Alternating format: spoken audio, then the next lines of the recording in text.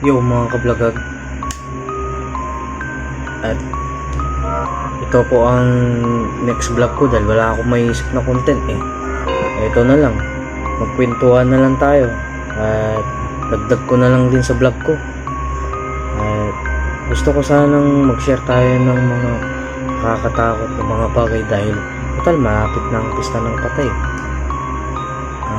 Mauuna na ako anong ko nakatakot ng experience ko na minsan hindi natin alam kung anong gagawin. Minsan dito isipin nyo dito sa sa boarding house ko, minsan nagbo-voice over ako naman lagi minsan maririnig nyo na lang may kasabayan yung boses sa voice over. Dinidelete ko yun kasi minsan may sumasabay talaga pero pinababayaan ko na lang dahil pag pinansin natin yun lalong lalakas yan. Pero merong minsan talaga na kahit hindi sa voice over, siyempre mag-isa ko dito sa boarding house, hindi mag-isa ko dito sa kwarto, hindi naman ako natatakot na masyado.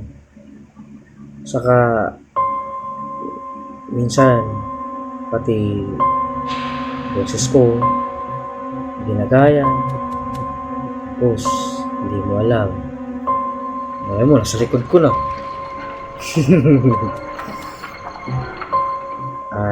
Pero sa totoo lang merong mas nakakatakot pa talaga doon na nararanasan ko dito.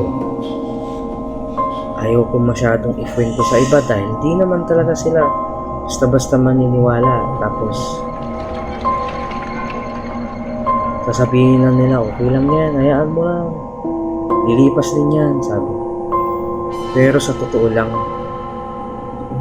natakot ako, sobrang natatakot ako kapag nangyayari yun. Nanginginig ako na hindi ko maisip kung anong gagawin ko talaga.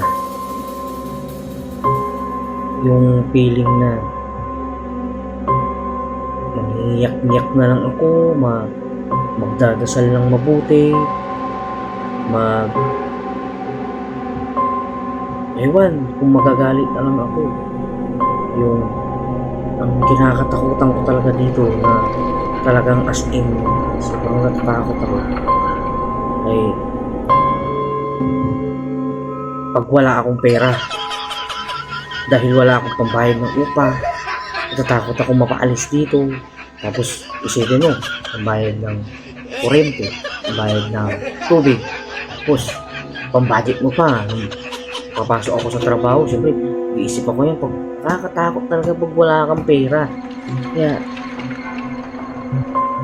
itong election, sana bilisan na, i-advance na nila kasi pag wala akong pera nararanasan kong nakakatakot na nangyayari sa akin. Kaya yun yung nai-experience ko talaga na grabe, natatakot ako pag wala akong kapera-pera. Hindi ko alam kung saan ako hihiram kapag wala pa kaming sahod. Ay naku, totoo lang na takot ako. Mamumroblema talaga ako, manginginig ako, pawis ko malamig, ganun. Lalo pag yung dalawa ng disconnection mo, ay naku, iisipin mo talaga kung saan mo kukunin yung pambayad. Kaya sa inyo, sana maging lesson learned. Sana mag-share din kayo ng nakakatakot na experience nyo, guys. Basta ako, yun yung side ko na natatakot ako. Kaya yun, comment na lang kayo at sana okay lang po kayo. God bless. At palike and follow, share na lang po. Ito po.